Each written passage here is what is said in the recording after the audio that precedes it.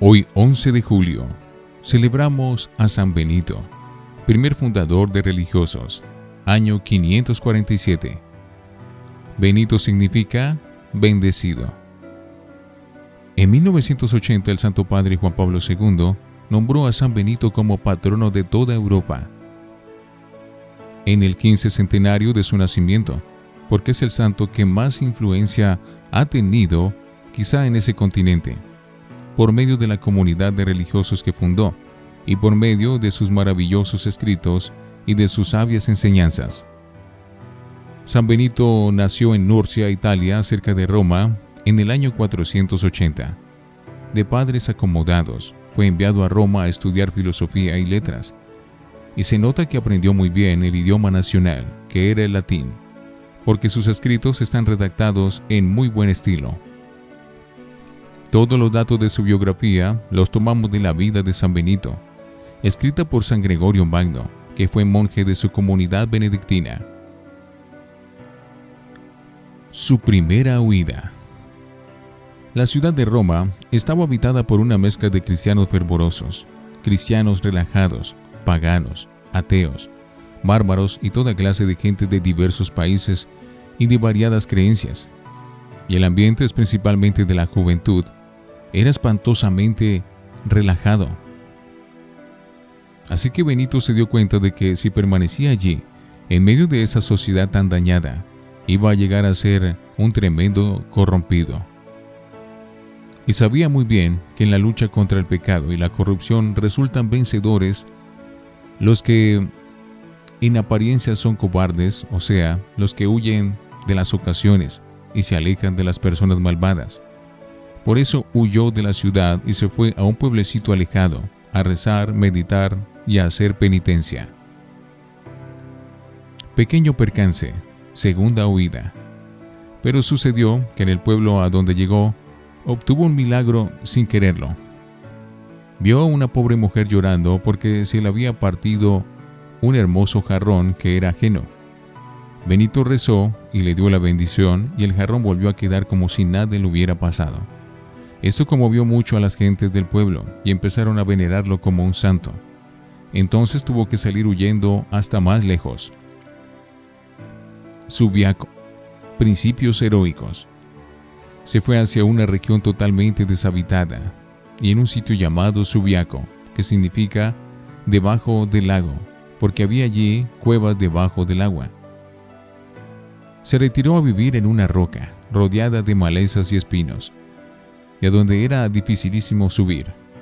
Un monje que vivía por los alrededores lo instruyó acerca de cómo ser un buen religioso, y llevaba un pan cada día, el cual amarraba a un cable, que Benito tiraba desde arriba. Su barba y su cabellera crecieron de tal manera, y su piel se volvió tan morena en aquella roca, que un día unos pastores que buscaban unas cabras, al encontrarlo creyeron que era una fiera. Más tarde, al oírlo hablar, se quedaron maravillados de los buenos consejos que sabía dar. Contaron la noticia y mucha gente empezó a visitarlo para pedirle que los aconsejara y enseñara. Superior contra su voluntad. Y sucedió que otros hombres, cansados de la corrupción de la ciudad, se fueron a estos sitios deshabitados a rezar y a hacer penitencia. Y al darse cuenta de la gran santidad de Benito, aunque él era más joven que los otros, le rogaron que hiciera de superior de todos ellos. El santo no quería, porque sabía que varios de ellos era gente difícil de gobernar y porque personalmente era muy exigente con los que no querían llegar a la santidad y sospechaba que no le iban a hacer caso. Pero tanto le rogaron que al fin aceptó el cargo de superior. Con todos ellos fundó allí 12 pequeños conventos de religiosos, cada uno con un superior o abad. Él tenía la dirección general de todo. Primer atentado. Cuando algunos de aquellos hombres se dieron cuenta de que Benito como superior era exigente y no permitía vivir prendiéndole una vela a Dios y otra al diablo, no permitía vivir en esa vida de retiro tan viciosamente como si se viviera en el mundo, dispusieron deshacerse de él y matarlo. y echaron un fuerte veneno en la copa de vino que él iba a tomar. Pero el santo dio una bendición a la copa. Esta saltó por los aires hecha 1000 pedazos. Entonces se dio cuenta de que su vida corría peligro entre aquellos hombres, y renunciando a su cargo, se alejó de allí. Tentaciones terribles. Al joven Benito le llegaron espantosas tentaciones impuras. A su imaginación se le presentaban las escenas más corruptas y le llegaba el recuerdo de cierta mujer que él había visto hace tiempo y sentía toda la fuerza de la pasión. Rezaba y pedía ayuda al cielo, y al fin, cuando sintió que ya iba a consentir, se lanzó contra un matorral lleno de punzantes espinas y se revolcó allí hasta que todo su cuerpo quedó herido y lastimado. Así, mediante esas heridas corporales, logró curar las heridas de su alma y la tentación impura se alejó de él. Su fundación más famosa. Con unos discípulos que le habían sido siempre fieles, San Mauro, San Plácido y otros, se dirigió hacia un monte escarpado llamado Monte Cassino.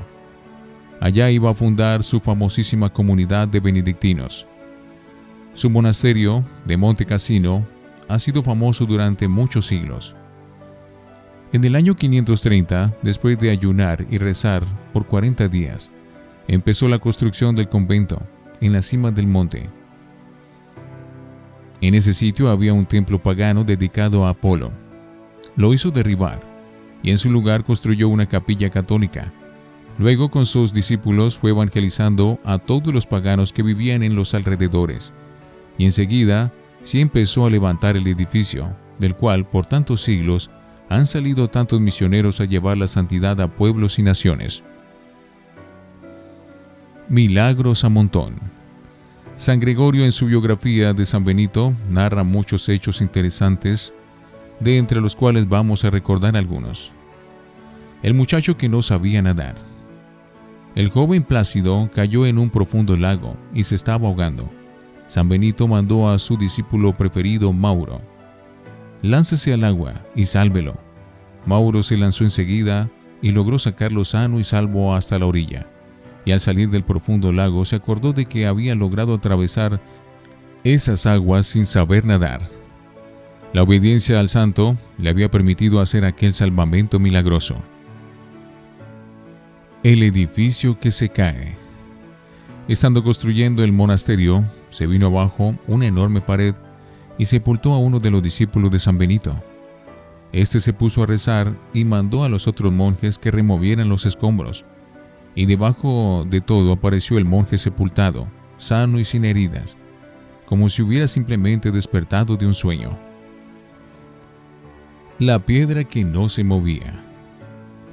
Estaban sus religiosos constructores tratando de quitar una inmensa piedra, pero ésta no se dejaba mover ni siquiera un centímetro. Entonces el santo le envió una bendición, y enseguida pudieron mover la piedra de allí como no pasara nada. Por eso, desde hace siglos, cuando la gente tiene algún problema grave en su casa que no logra alejar, consigue una medalla de San Benito y le reza con fe y obtiene prodigios. Es que este varón de Dios tiene mucho influjo ante nuestro Señor. El disfrazado. El terrible rey Totila, pagano, estaba invadiendo Italia y oyó ponderar la santidad del famoso fundador. Entonces mandó al jefe de su guardia que se vistiera de rey y fuera con los ministros a presentarse ante el santo, como si él fuera Totila.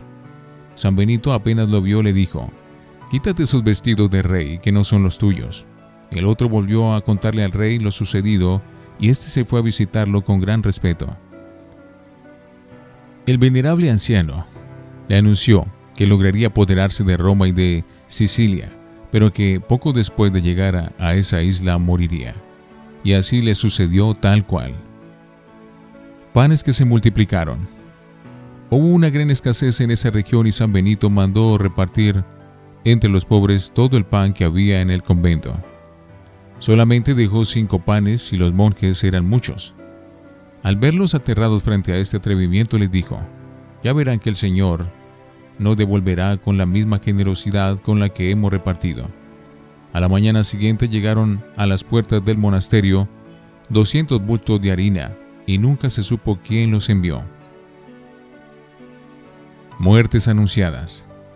Un día exclamó: «Se murió mi amigo, el obispo de Capua», porque vi que subía al cielo un bello globo luminoso. Al día siguiente vinieron a traer la noticia de la muerte del obispo.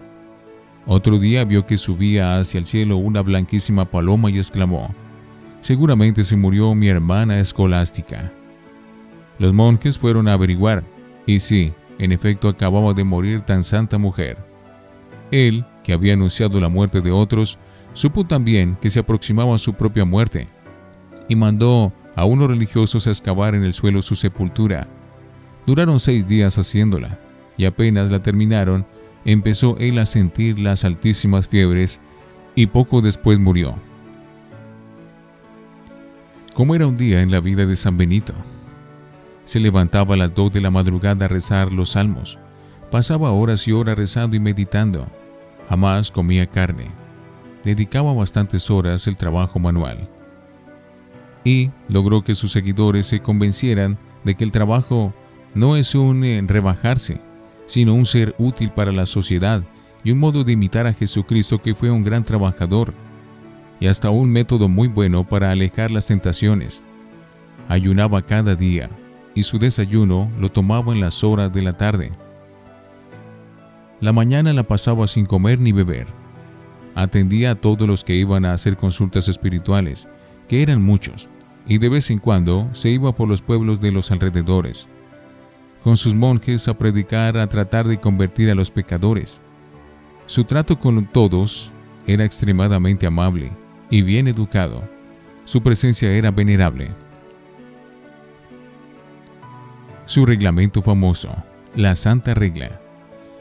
Inspirado por Dios, escribió nuestro santo un reglamento para sus monjes que llamó Santa Regla. En un documento que se ha hecho famoso en todo el mundo y en el cual se han basado los reglamentos de todas las demás comunidades religiosas en la Iglesia Católica. Allí recomienda ciertos detalles como estos. La primera virtud que necesita un religioso, después de la caridad, es la humildad. La casa de Dios es para rezar y no para charlar. Todo superior debe esforzarse por ser amable como un padre bondadoso. El ecónomo o el que administra el dinero no debe humillar a nadie. Nuestro lema debe ser: trabajar y rezar. Cada uno debe esforzarse por ser exquisito y agradable en su trato. Cada comunidad debe ser como una buena familia donde todos se amen. Evite cada individuo todo lo que sea rústico y vulgar. Recuerde lo que decía San Ambrosio: portarse con nobleza es una gran virtud. Y los que vivieron con él afirmaban que todo lo bueno que recomienda en su Santa Regla lo practicaba él en su vida diaria. Con estos principios, su comunidad de benedictinos ha hecho gran bien en todo el mundo en 15 siglos. Morir de pie como los robles. El 21 de marzo del año 547 estaba el santo en la ceremonia del Jueves Santo. Cuando se sintió morir, se apoyó en los brazos de 2 de sus discípulos y, elevando sus ojos hacia el cielo, cumplió una vez más lo que tanto recomendaba a los que lo escuchaban. Hay que tener un deseo inmenso de ir al cielo. Y lanzando un suspiro como de quien obtiene aquello que tanto había anhelado, quedó muerto.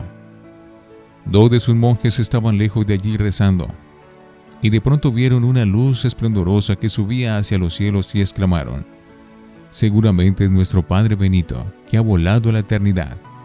Era el momento preciso en el que moría el santo.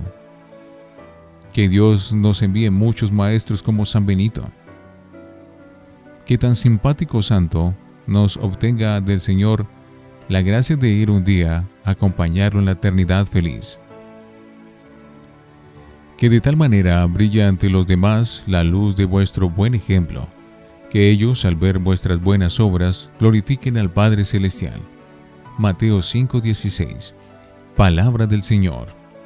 Gloria a ti, Señor Jesús. San Benito Abad. Rogad por nosotros.